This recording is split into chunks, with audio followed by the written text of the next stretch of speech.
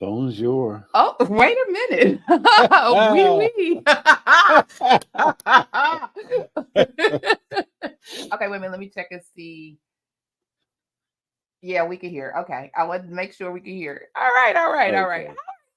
Ooh, I'm great in I feel yourself. like I just have missed you. It's been 2 weeks, 2 whole weeks. Yes, Look, it's so much has gone on in 2 weeks. And absolutely. my henna from Dubai is gone. All of the things. Dubai was beautiful.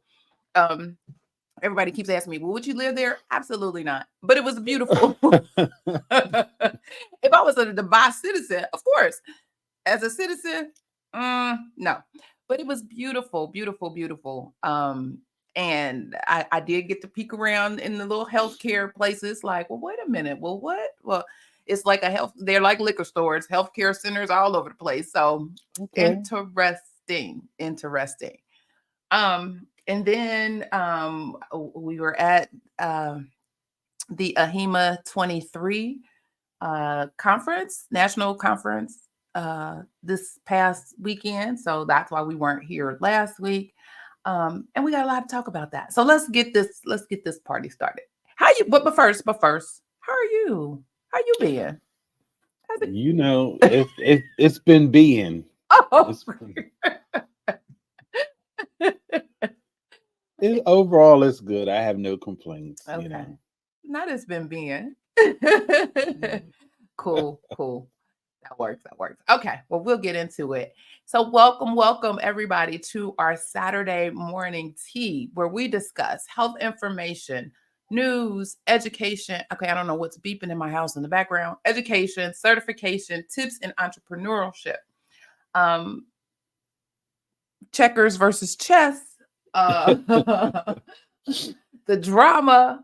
Uh, all the things, especially anything regarding revenue cycle at large. And as you come in, don't forget to hit the thumbs up or like button. I am Clarice Warner. I am the girl with the pearls, the founder and senior education director of the Professional Reimbursement Network, LLC, where coding education is key. And PRN is a healthcare compliance consultancy located in Cincinnati, Ohio. Yes, the heart of it all. That specializes in revenue cycle and regulatory compliance in education. Now, let me ask you, do you know what it takes to be a certified marketable medical coder? Do you? Do you really? Have you just heard some things and folks have put some stuff in your ear and you thinking maybe, Well, let me, before I introduce my co-host, share with you some information on a free, yes, free 99 email course on the 5 steps to become a certified marketable medical coder. Are you interested in medical coding, but not sure where to start and scared of wasting time and resources?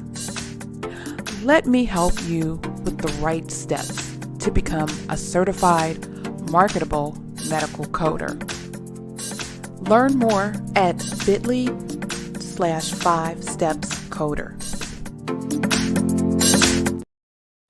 So since I haven't been on Clubhouse in so long, I forgot to put the link over there, but I will put the link for the Clubhouse folks. So if you're interested in getting more information, I'll post the link at the top of the house club. I don't know what they're calling them now, whatever it is that we're in, room, whatever. And if you are joining us via YouTube, Facebook, and or who did I miss? LinkedIn. Feel free to check out the chat for or the description, the video for the description for the video, and you'll find the link there. I promise you, there's a lot of information, but it's close to the top, so you'll see the link in there for that. If you are interested in that free email course on the 5 steps to become a certified marketable medical coder. Now, joining me today, and I've missed him so much because I just know I can hear the laughter every time something pops off. I hear the laughter and the drip of tea that would spew out of his mouth. And so I missed my co-host. I missed him. But here's my co-host, Mr. Jesse, the registered trademark. Put some respect on his name, the coding nurse. Sir, introduce yourself and tell the world because we're in the world now. Tell the world and all of those folks in these internet streets all about you. Good morning, all. My name is Jesse. I live in Philadelphia. I have been in healthcare for a very long time. In 2014, I transitioned from bedside nursing to HIM, risk adjustment. Then during the pandemic in 2020, I created a company, the Coding Nurse LLC, where I help nurses and other healthcare professionals with clinical experience transition into the wonderful world of HIM. Wait a minute. And how is that going? First of all, you have such a somber voice. Are you okay? It's my allergies. Okay. I'm like, wait a minute. He done dropped it several octaves and just calm and peaceful. This is not the coding nurse that I am familiar with and have grown to love throughout this time. So, okay. That's their tech talking. Oh, all right. Oh my goodness. Cool. Okay. Yeah, because I heard you sniffling. I'm like, oh yeah, and it is bad for folks with allergies. I'm so sorry. I'm sorry. Okay.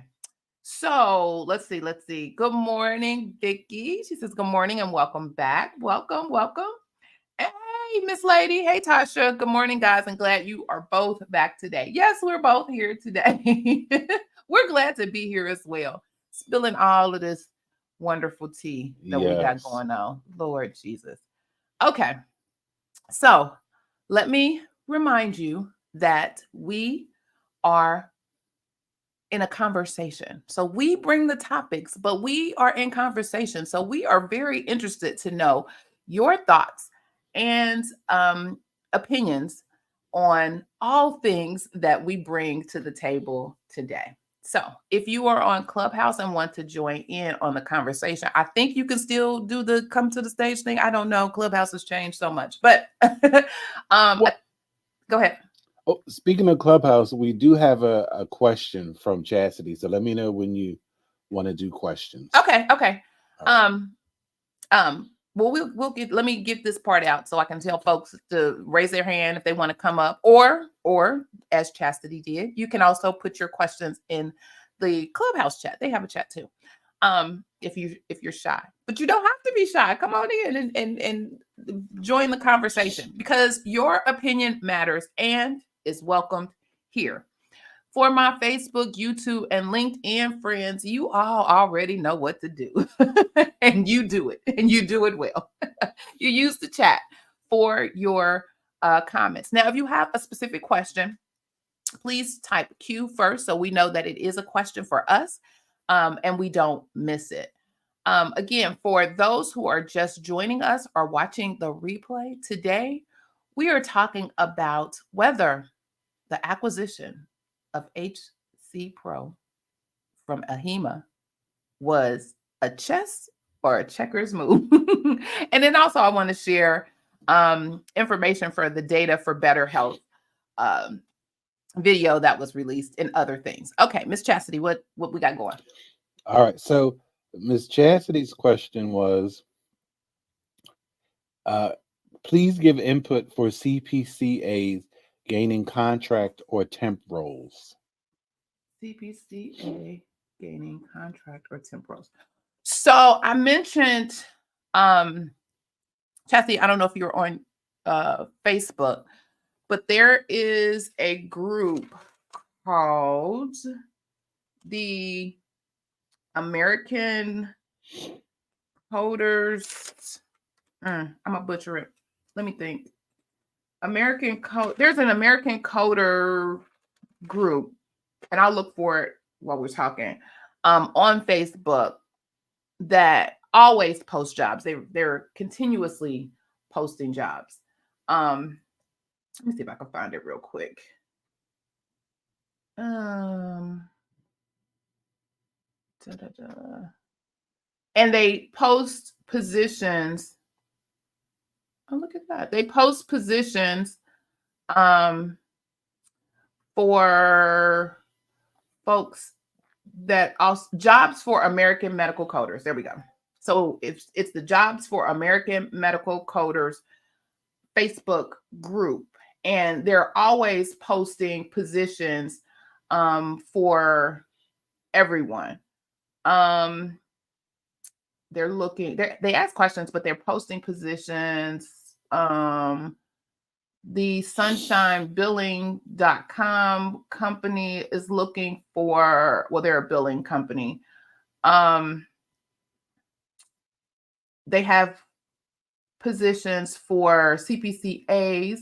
They have positions for seasoned folks. They have folks who are working in various sectors. So DME, inpatient, outpatient, emergency, all of the things. I don't know who all these people are, but the folks just come in here and tell you, hey, we looking for XYZ, and then provide you the information on who to send the resume to.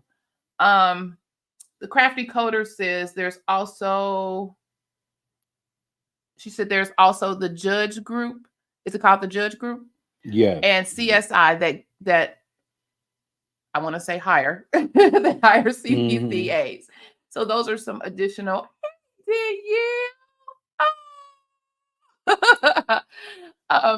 Who, and good morning, Renita. See, I'm seeing everybody. And then Crafty Coder, you stay where you at. You can, if you got another device, go on over there in Clubhouse, but you stay where you at right here. Okay.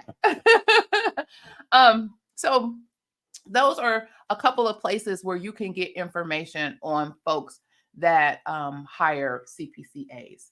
I hope that answered your question. All right. Okay. Woo, it's a lot going on. It's a lot. But let's start out. And I've missed this a whole lot with my church announcements. Yes. Where's my music?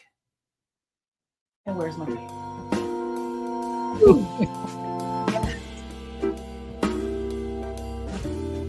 I needed this fan when I was down there at HEMA 23. I promise you, because I probably would have waved it a couple times, like, woo, Lord. Don't forget me.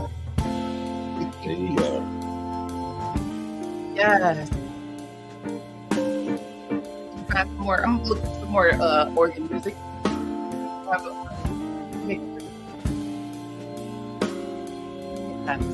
Okay. Woo. So our church announcement, getting from the horse's mouth, and actually we got this information a little. I sit in the House of Delegates for AHIMA, so we got this information a little bit earlier. Even though they did not discuss it, they glossed over it for real in the House of Delegates, because one, it wasn't something that we could vote on. It was already decided. It was just informational. It was told to us, look, this is what we're doing, period, point blank.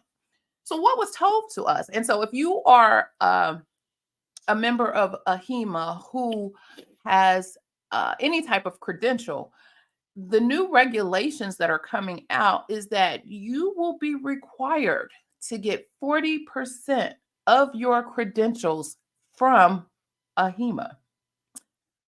Yeah, look at your face, sir. Fix your whole face. See, that's what I tell people, my friends across the room, because they be like, and I'd be like, please. So they're requiring you to receive 40%, and not from your CA, not from any ASAP approved vendor, but from AHIMA proper. You will have to get 40%. They had several education sessions throughout the conference related to this, and folks were on fire. When I tell you, it was probably better than the House of Delegates itself, but folks were on fire. Were on fire. And one of the things that folks had issue with was, I can't think of, I think he was the vice president over certification or credentialing. Maybe it was credentialing. Anyway, he kept, and it was in their materials, rigor, quality, and I can't think of the third term he was saying, but he kept, that was his mantra, Well, we need to ensure that all of the education meets the standards of quality, rigor, and something else. I want to say consistency, but I'm not sure that's the word. That AHIMA holds true. Why that man say that? I don't know, because they went in for the kill. So, as a professional member or a premier member of AHIMA, you get these quote unquote free CEUs that they provide for you. These free CEUs can be obtained by reviewing or looking at materials that AHIMA offers. Their webinars or videos or some even white papers, different things that they allow you to look at to get those credits. Well, ma'am and sirs, let me just be one of the first people to tell you that information that they give you is trash. Trash. And the reason why I say it's trash, because it might have been valid and relevant back 10 years ago. That's how old a lot of these things are that they're promoting and giving you opportunities to get these CUs. They don't offer any current information. And so a lot of the people were saying, where's the new information? I can't send my people to get information or these CEUs on this if it's old and it's outdated. This is not helping me and my staff. So one of the more pointed questions was, does AHIMA go through the same rigor and quality checks from ASAP for their content? Mum was the word. You could have heard crickets. Well, well, maybe. And then it was like, well, we can double check with the ASAP people, or we can double check with somebody else. And they were like, absolutely not. They said that he wanted to reach out and ask the ASAP people. And they were like, no. You're the person here over credentialing. You're the VP of credentialing. You should have knowledge of this. You're speaking in front of the room. You're here. So you should be the one to have knowledge of this. And so they were just like, no, sir, and no, sir. So that was one of the things. The other thing that folks were all up in arms, particularly the component associations, a lot of them use the same speakers, who provide the same content that they do at AHIMA events. They'll just come down to their state or neighboring states or whatever state that may invite them and provide the information. So why is it good enough for AHIMA, but not good enough for the state, where it may or may not be a little cheaper? So that was the other thing, because AHIMA wants you to spend premium dollars for a lot of their content, but not necessarily want to provide the same rigor and quality that they are expecting for others. So so she says, so they out here with the outdated info saying we got to get 40% from them. Never mind. Absolutely. So that was one of the hot things that came out during the conference that you'll see more and more information about. I promise you. They were even though he did have some things that he needed to take back and talk to folks about. Yeah, they're definitely changing that. And so they use a lot of consultants to come in and review their things. And again, it was the consultants said that looking at other organizations that offer CEUs, for the most part, some of the CEUs, they offer more, or they have the same model where they have to get so many CEUs from certain organization, from their parent core organization, and then other CEUs elsewhere. So it's going to be real interesting what this looks like, what changes they're making. And right. She said, are the consultants gatekeeper or Karens? Because ma'am, it's crazy. It's crazy. And then real brief from the House of Delegates meeting. So I mentioned a while back for you to get an opportunity if you're involved with your state or your component association to reach out to them and find out what is happening as far as the changes in the bylaws. There were 3 changes that were before us. To bring your friends on. The first one was for the international folk members of AHIMA, whether or not they needed to declare a component association. And even though they don't have to, they can. And they didn't necessarily put the language in the bylaw to state or inform them. Somehow, I guess miraculously, they're supposed to know that they can choose a component association because remember, they're dollars. So if you are a member of AHIMA, a certain portion of your membership money goes to your component association to help support that organization. But if you don't declare, then there's no money that will go to that particular. So they don't tell them that, but they have the opportunity to do that. Well, that measure or that bylaw change was approved.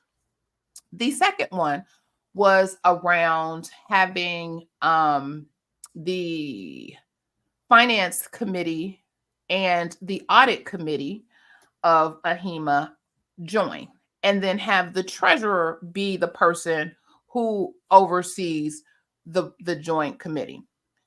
Everybody was like, absolutely not. Every audit committee and finance, they sit in separate buckets in most organizations. Of course, they were coming with, well, our consultant said that according to their research and their knowledge of member organizations that are similar to AHIMA, this is a trend, this is what they're doing, blah, blah, blah, blah. They voted that down. That didn't happen. That failed. And the big one that we talked about was the change in term for the board of directors. So they were proposing that board of directors have 2 consecutive 3-year terms. So if you are nominated for the board of directors, or if you're running for the board of directors, you have to agree to a possibility of a 3-year term or a 6-year term, because you'll do 2 3-year terms. And reason being was oftentimes there's no they couldn't finish. So say you started an initiative or you started a project. Well, you're just really getting you're just really into whatever that initiative is, kind of halfway into your term, and then you have to go. That was one issue. The other issue that the members had was, and let me back up. And in order to stay on for this additional 3-year term, the board was creating some sort of evaluation, and the board would determine whether or not you stayed, even though the members were the ones who initially put the person in on the board, because it's voted. You are voted by the members.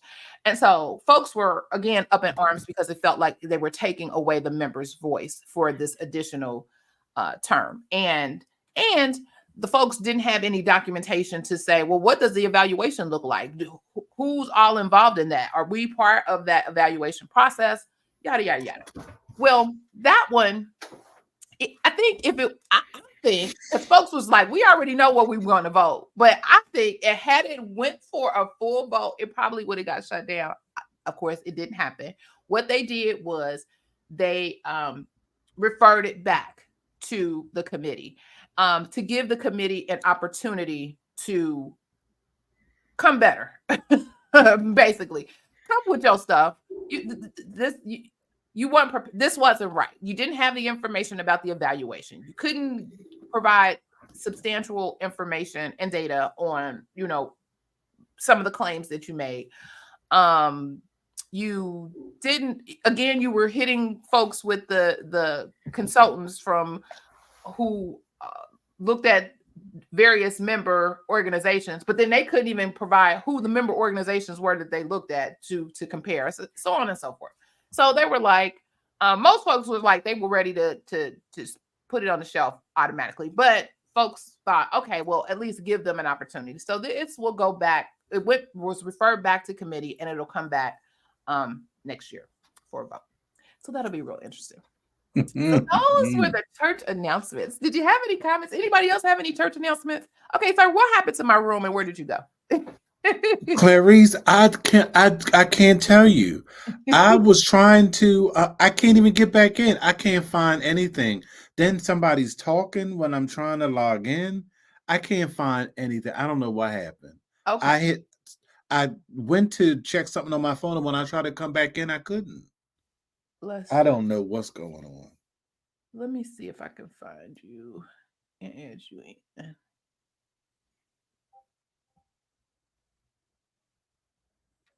I see.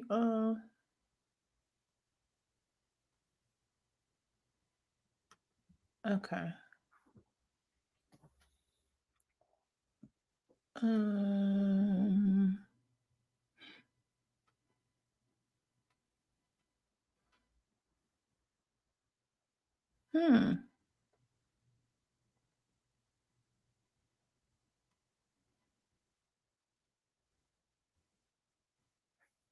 Did you go? Oh, so did you go to the certified marketable medical coders room? I can't even find it. I just, all I see is like the whole list of all of our previous rooms. But let me go to rooms.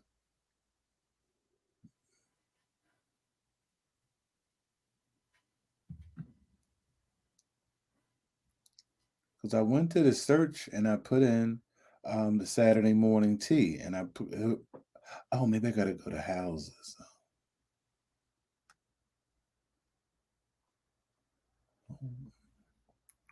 I don't even see it.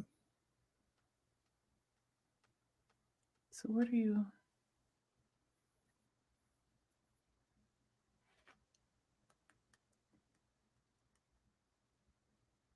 You got me, sir.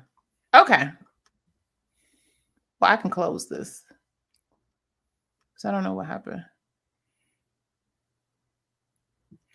Yeah, because I don't want to. I'm looking. I said, "Well, he done disappeared." Okay. Because this is juicy right here. He done disappeared. Okay. So, any comments, questions, concerns? What's happening? I don't know what the end game is, but I know that there is one. And I'm just not looking, because I didn't like that whole 6-year thing anyway, because it's giving me, very, mean girlish type of vibes, and so I didn't like that. And then now that they're coming with this education, and I do agree. I mean, because like when you are a member, you get those. It's a waste.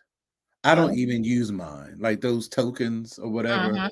I don't even use mine, because when you look at what's available, it's like, really? Right. And I was like, well, I don't want to look at any of this. What, like, exactly. What? You like scroll up, scroll left, right, whatever. No. And exactly. You would think that you would want your people to be cutting edge, in the know, with the most recent, most current information. And that needs to be on all sides. I don't veer out to say, because they talked a lot about advocacy. Let me just speak on the advocacy group at AHIMA. When I tell you, folks need to be watching the other departments at AHIMA, need to take note, because they're very strong. They provide information. They disseminate information on a monthly basis. They're providing the information on what's going on at the House and the Senate, and who to watch and who to reach out to, and this, that, and the third. They provide action information. They got a newsletter that they came out with. They update. They're providing you what's going on. We need to see that same type of advocacy, because their work is more along with what's happening in Congress, we need that same energy to be part of the advocacy pieces for the profession. And that's that. We had a wonderful conversation about that as well, because folks are really just saying AHIMA, I think because AHIMA took their eyes off of the prize at one point, because they were primarily, all health information and all things health information. And they kind of veered here and looked over there and, well, wait a minute, we could do this too. And we could do this too. And let's do this. And let's have a certification for that, whatever, that they've muddied the waters. And so they have an identity crisis. Who are you? Now, they did give, and I was looking for it and I could not find it. I don't know if maybe it's not available yet, but they showed this video at the end of the conference, which was really, really, really great. And I was like, oh, well, this will help. And hopefully it's something that they will pass on to the HRs and hiring decision-making people of the world to get a better understanding of what the skills are and what we bring to the table as health information professionals. So I thought that video was well done. But back to what I was saying, really the advocacy group at AHIMA is just above par. They provide timely information. They keep you abreast. I think now they even have these little, like, I won't call them coffee chats, but they have like these other little things where they bring speakers in and they bring guests, like how I learned about the lady at CMS. They brought her in to talk about, or from OIG, I'm sorry, who was interested in, well, if you know of some things, like really, she was asking you to drop a dime, but if you know of some things, here's my contact number. But it was beneficial to me to know that here's somebody at the DOJ or OIG who is interested in learning of what types of things we look for, what types of things we audit for, what types of concerns that we may possibly have that can be maybe a concern for them to look across the board, and then we could do something about it. But I thought that, the rest of AHIMA needs to take note, period, to their advocacy group. That's my plug for them.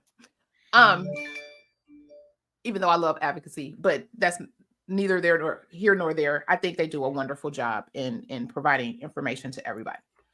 Okay. Woo, child. So,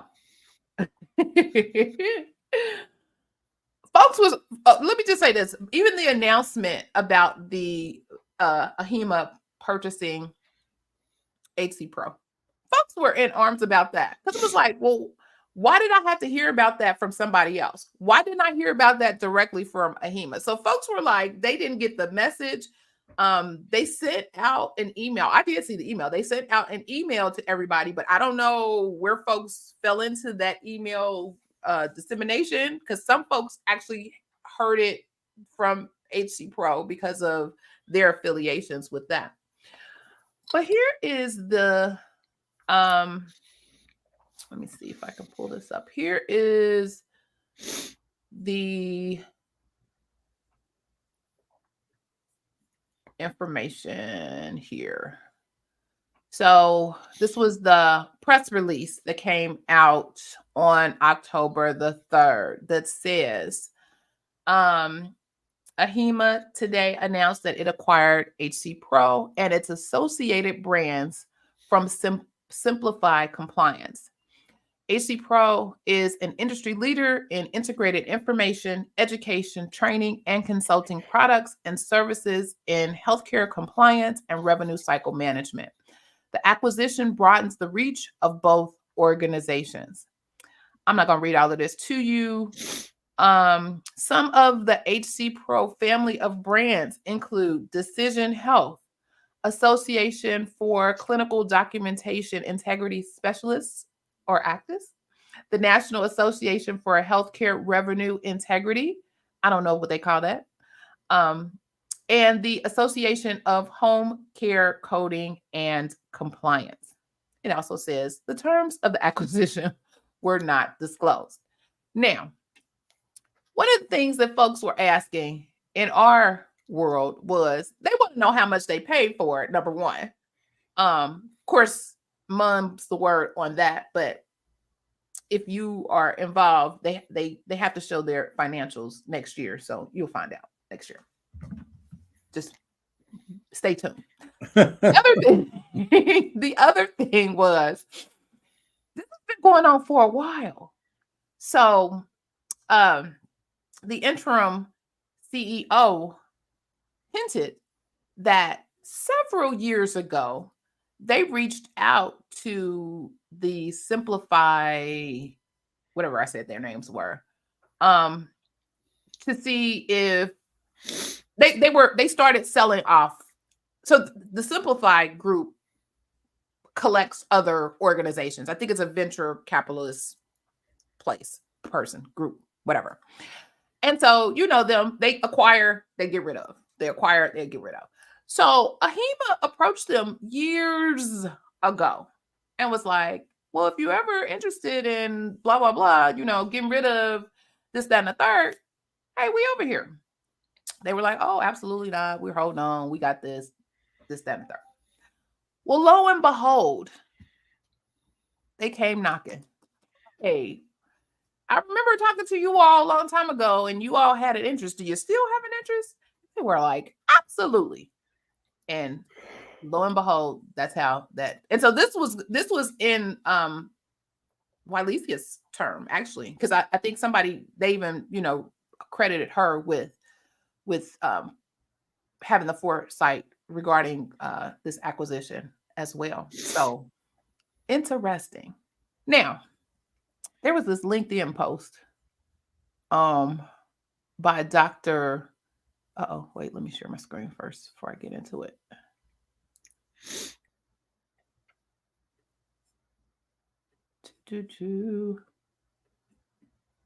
Okay. Share. Okay. From Dr. Reamer, who said HEMA has acquired HC Pro and its associated brands. What will this mean for Actis and CDI? So Dr. Ronald Hirsch, who they work together, they broadcast together on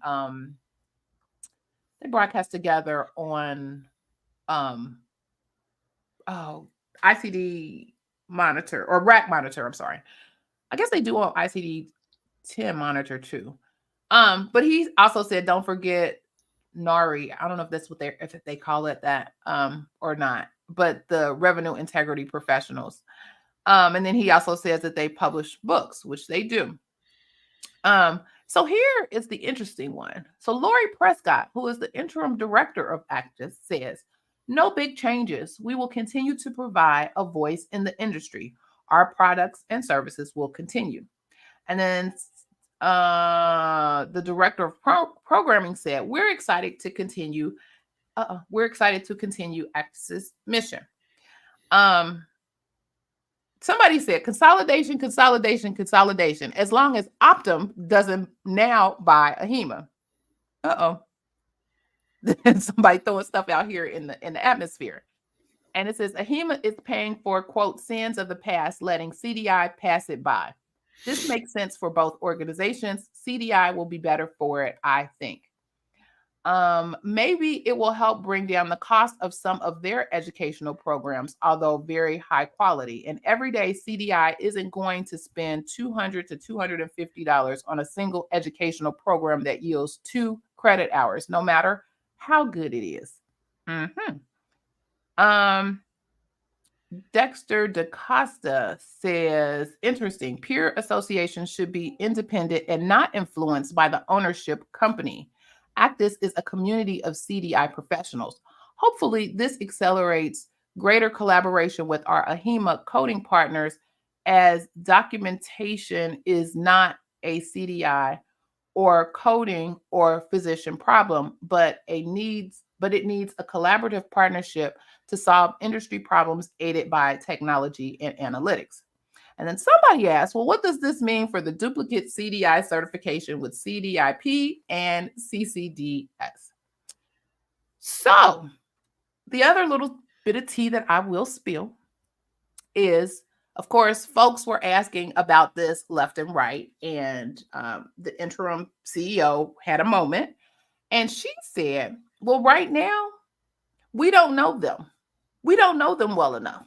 So before anything, so stay tuned and be prepared. Before anything can jump off, we need to know what's going on. We know that they are profitable, which is why we purchased them. But as far as all of this other noise and questions, we don't know them yet, is what she said. We need to get in there and see what's going on before we decide what it is that we gonna do with them. Mm-hmm. Is this the part where I can jump in? You can jump in whenever you like, sir, because I'm grabbing my tea right now. I have never been so excited to watch some foolishness go down. Because when I tell you it is getting ready to be a cat fight to end all cat fights, and I am so here for it, because the CCDS and the CDIP could not be more different. Mm-hmm. They are like night and freaking day. How you can kind of come up with a happy medium, I want to see it. Because I can tell you right now, it's years off. Because it's going to be, as one of my middle school teachers used to say, it's going to be a whole lot of gnashing of the teeth and the beating of the breastplate. Because between the gatekeepers, because Lord, oh yes, and I'm so here for it. It is going. It's going to be stray hair everywhere. Because it's going to be some hair pulling. Oh my God. I'm just so excited because you know how I feel about the gatekeepers. And this is really going to be a clash of the titans. It's going to be gatekeeper versus gatekeeper. And I'm so here for it. But at the end of the day, Ahima's going to win. I will say that. Uh-oh. We got our bets in. We can get our bets in. No kidding. I think the opportunity for a more collaborative, robust,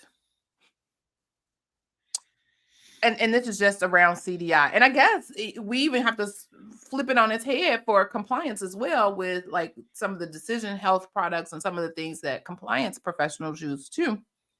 I think the opportunity exists. I think what's the issue is going to come is, well, who's going to be at the helm of those quote unquote opportunities, or you know, of how they move forward, or the collaboration. And I think that's to your point, where each gatekeeper who singularly have run their show may have problems and may be like, you know what, I'm not fooling with them, this, that, or the third. Because do you remember years ago when you looked at the requirements for the CDIP from AHIMA, they used to specifically say RN. In the past couple of years, they took that off.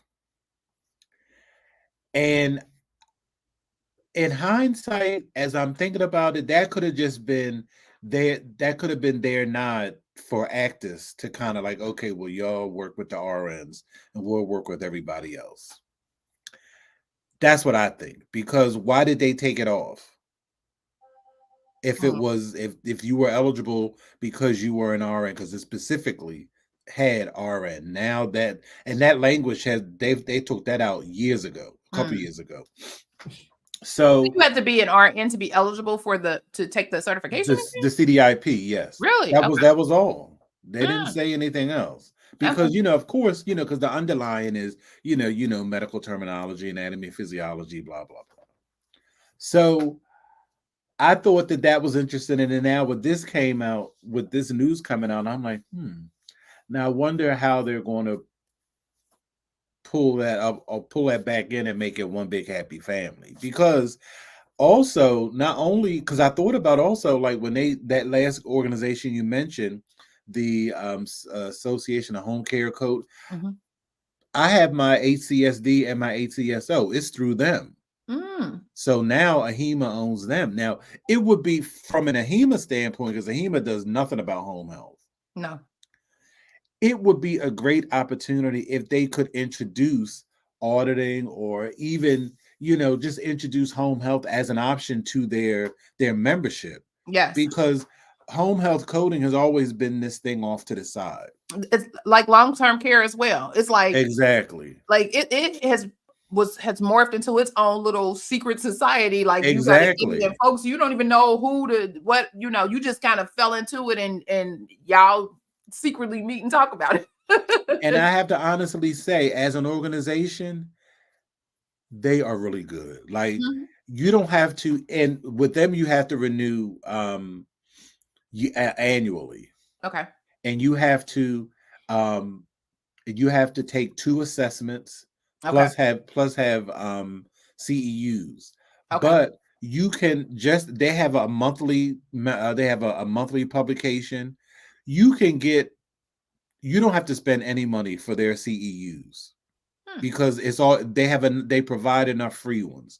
And I haven't paid for, and I've been certified with them for like a couple of years now. I haven't paid for any CEUs. And the assessments, of course, are free. And the assessments are really good. Oh, that was another thing. The assessments are coming back. Okay. For the CEUs. Okay. That's coming back. But go ahead. And I think that if it's done correctly, it will elevate the entire HIM profession. I think, if it's done right.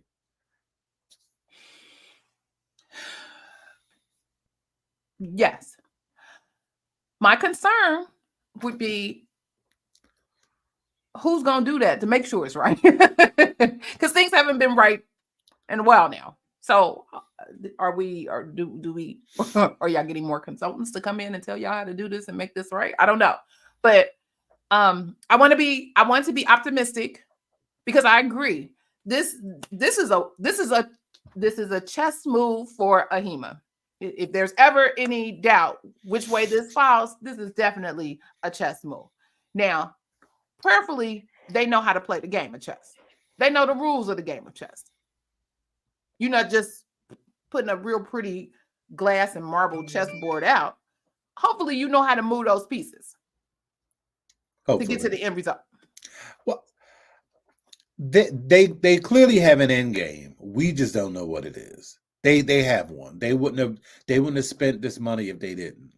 So they know what they want. It's just, I think they're just trying to see how they can parse it out to the public. Oh, and so and all of the employees, I think there was 100 and something, employees. So of course, when HC Pro, they're keeping the name, they're keeping all of those things, but those people are now hired under AHIMA, as a result of their acquisition. So that was another little piece as well. Well, that's for now. Again, until they get to see, we don't really know who they are. We don't really know what this and the third, So it's going to be real interesting. It's going to be real interesting. I mean, and what I find it very, I mean, I get it, it's corporate speak, but how can they talk about, because, for years they've talked about how close of a relationship AHIMA and actors have had. Now they're trying to act like they just, they're adopting some daggone Lithuanian child they never saw before. Sir. We don't know them. What do you mean? You put out these practice briefs, and you white papers and all of the things. Y'all were just and maybe at a certain level they know, but those corporate levels, they don't know nothing about them. Okay. Maybe it's at the corporate levels.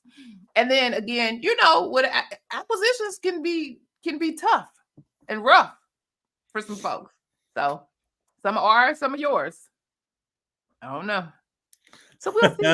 Yeah. We'll definitely see. The other thing I wanted to wait a minute. Here we got a comment. Crafty Coder says, I just want to say this. At the rate that new coders are coming in trying to find the highest paying job, passing all these tests and still can't code, it is atrocious and getting out of hand. Yeah. Yeah. And I think part of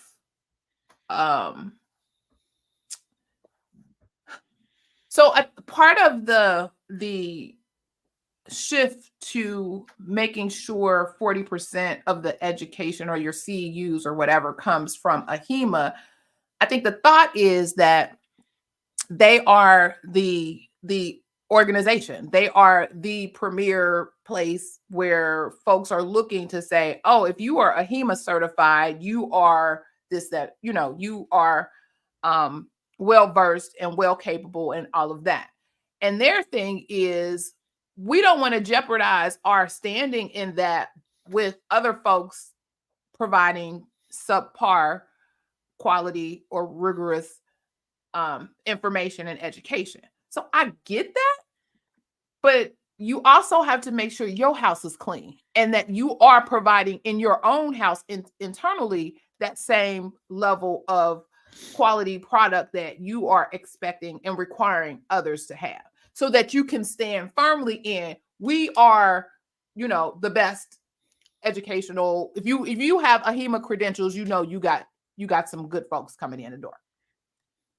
On the other hand, and it's coding across the board, because HEMA is not the only coding certifying body in the world, and so everybody's not learning, and they're different. Remember, HEMA started out strictly about hospitals. So hospital organizations were like, we don't want anything but a HEMA credential folks in our walls, because they knew they brought the quality as it relates to hospital inpatient coding. Maybe not as much as for like professional coding, because that wasn't their jam. Their focus was inpatient hospital. Well, as healthcare has transitioned from inpatient to outpatient and professional services, they've had to adapt. They've had to pivot. And again, that's where their eye on the prize was the hospital thing. But now all of these other things are out here and available, and they are needing to pivot. And so they don't have, I don't know if the strength of, well, by now it should be, let me just say that, because that was a long time ago. So by now they should be at least at the same quality as others. But then you got the AAPC, and folks is just out here trying to pass a test. It's one thing to be able to pass a test. It's something else to be able to code. I say that all the time, because you can study for the test. We talk about that even with education with our children. They're teaching you the test. Teaching you the test is not teaching you to code. They're two different things. And understanding all the nuances and the whys and all of those things are part of the skill of coding. Not necessarily just teaching you how to be successful in. Now, folks hopefully can do both within their programs. And that's really one of the ideal ways to go. But there's a lot of folks out here just trying to teach you the test. And so when you come to that job and you have to take that jobs assessment and you can't pass it, that's why. You don't know how to code. You don't know coding. For real. You just know how to pass your CPC exam. That's different. Put that out there. Spill that tea. But you know what though? But it wasn't until I started working as a tutor at the college here in Philadelphia that I really saw what was wrong. Coding is not taught properly. Mm-mm. And if it's not, because they don't teach the guidelines. Nope. And I don't think that it is possible for somebody to learn two code sets at the same time, not effectively. There's too many twists and turns, and you have to really do a deep dive. You can learn once you learn one code set, you can learn another one. You can if you learn it properly. Because you understand the guidelines, you understand that a guideline is driving what you're doing.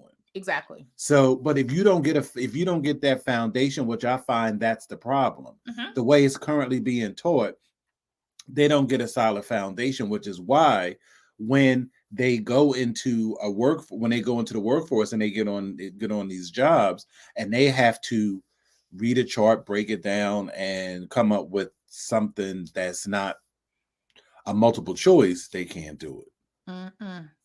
Because they're taught the test. Right. They're taught to be successful for the test. Let's see. Crafty Coder says something has to happen to bring the integrity back, assessments, all of that. Well, yeah, I know one of the things that I mentioned when Mr. Jesse was speaking earlier, he is bringing back the assessments for the CEUs. Assessments should prove you know what you're doing. Absolutely. Because be for real, anybody can pass the test, but applying it practically is way different. Yes. And we've always said, what you learn in a classroom setting is different than your real world setting. And you have to prepare. You have to prepare your students for the real world setting, period. Point blank. Tasha says, coding is a skill that can be learned, but it also depends on the way an individual. It's a mindset that some coders have that can't be learned. Yes. Crafty Coder agrees. She also says, I know a guy who has a bazillion certifications, like 15 at least, and a master's degree, but can't code critical care. Bless his heart. Oh, yeah. So it's going to be real interesting. Oh, wait, here's another. Sorry. Everybody's coming in. I appreciate my mentor who has taught me the long way to code with guidelines, other than just pass the test. Yes, I still must know and understand it to be marketable. Absolutely. Absolutely. I mean, you got folks that, well, what is a guideline? Excuse me? Where'd you come from? Where did you come from? Bless their hearts. And they're doing them a disservice. They're doing them a disservice. Because even like when I'm teaching my students, like, I don't just ask them what's the answer. I ask them, tell me why it's the right answer. And then show me exactly, because it's not like, because see, this is how I think. Oh, no, and then I thought what you're supposed to say is there's a coding guideline that says this and this are causal relationships, and because they're causal relationships, this gets coded first. That's why it's the right answer. Period. Period. Period. Yeah. I don't know. I just we talk about the healthcare or the revamping of healthcare. All of this needs a revamping. All right. Crafty Coder is mentoring Renita. That's cool. Hey. Yay. Congratulations. That's what's up. Yay. Yes. Each one teach one. Amen. Love it. Amen. So this more to come. It's going to be an interesting ride. Be prepared. Oh, Lord. And we even have more. We'll probably talk about this in the coming weeks, because let me just tell you, the whole AI thing, I think at every other session we talked about AI. I don't think we went 5 minutes without somebody saying something about AI. So, we have lots of tea to spill related to that. It's crazy. But before we go, I know we're close to the top of the hour. I did want to show the Data for Better Health promo video. So, AHIMA is, we're about quality. We're about health equity as well. And the lady who's over, or who ran and put together kind of the advocacy group, is also over Data for Better Health. So I am encouraged that this would be along that same vein. But let me show you this video real quick.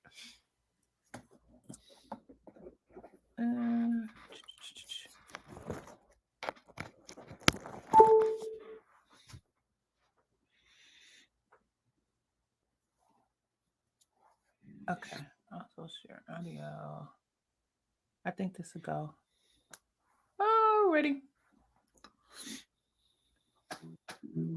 For too long, access to quality health care and the ability to live a healthy life has not been equitable.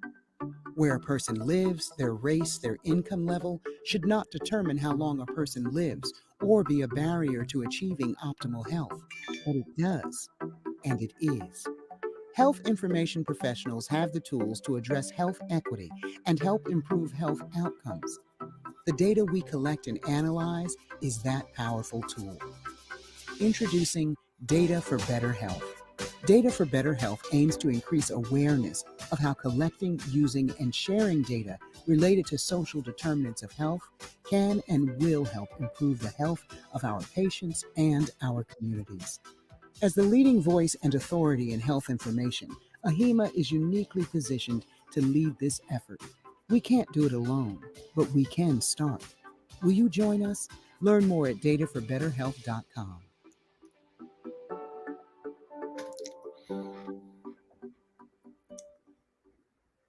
Yes.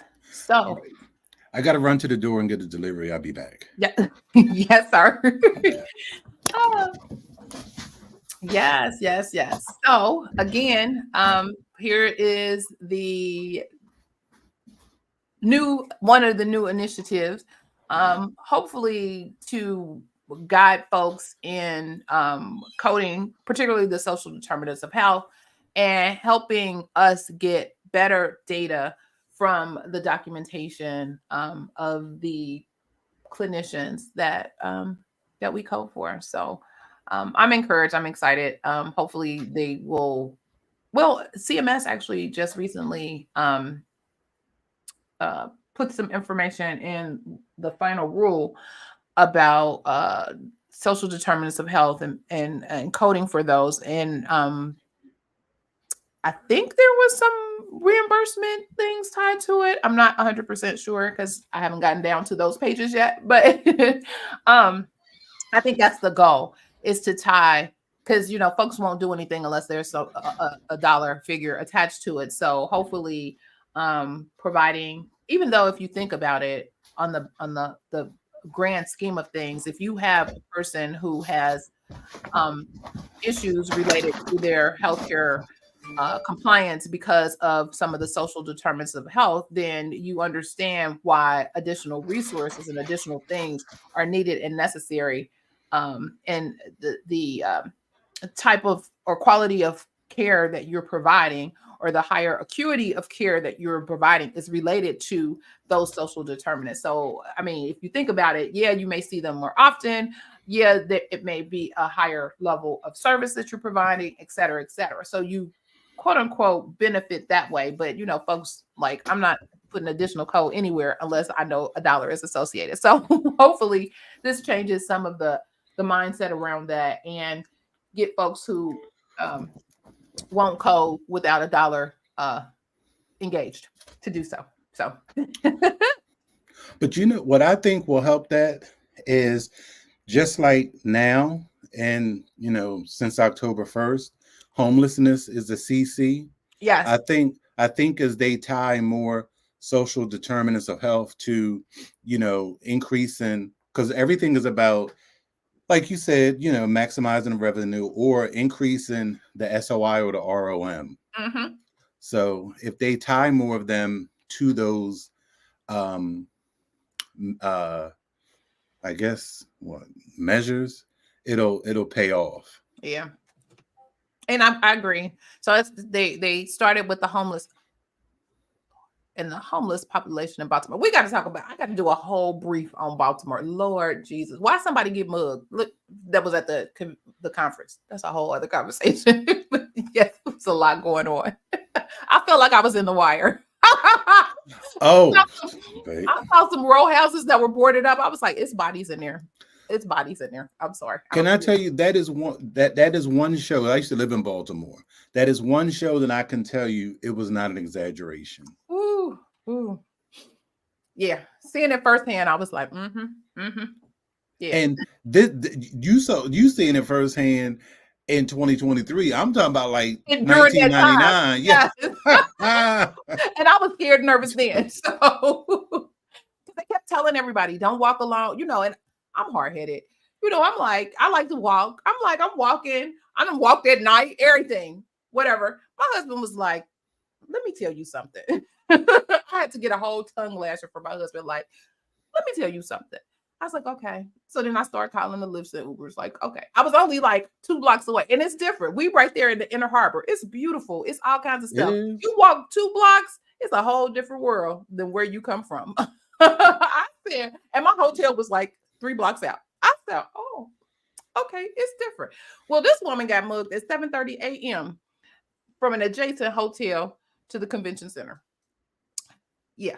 I said, oh, they not playing with y'all. So all of a sudden they had armed security around the convention center for the rest of our time there. So I was like, is this a myth? They was like, no, this actually really happened. I mean, and it went around like wildfire. Everybody was partnering up and this and the third. It was crazy. But yeah. All right. Well, we got a meeting after the meeting, Lord. Yeah. Oh, child. Again, if you want to be in on the meetings after the meetings, join us on our Patreon. Information is in the description for that as well. This has been a good comeback, if you will, since we haven't been here for a while. So thank you all again for joining us at the Saturday morning tea or checking out the replay. Let me just ask, was the tea spilled today? Was it spilled today? Absolutely. More to come. And more to come. Follow the tea. Hopefully it don't dry up. Let me put a whole bunch of sugar in it or honey or something so it won't dry up. It'll stay there. If this information was valuable for you, help us share this message with others. You can share the video. You can subscribe to the channel. You can like the video. You can comment and send your comments to others. Let folks know. We only have so much reach, but each one reaching one is how we get more folks to be involved in our conversations and in what's happening in the world of health information, revenue cycle, compliance, and all of the things. Don't forget, as you leave, to hit the thumbs up or like button, and also check out the Coding Nurse channel on YouTube. Show some love over there as well. So this has been a great session today. Also, you can follow us, because we're out here on LinkedIn and Facebook as well, too. So you can hit join or subscribe or connect or all of the things on all of the channels, all of the platforms. We're here, and we're here to provide you with some information, some food for thought, and some tea. So thank you for joining. And remember, be safe, be kind, and don't wish for it, work for it. Until next time, take care. Bye-bye, everybody.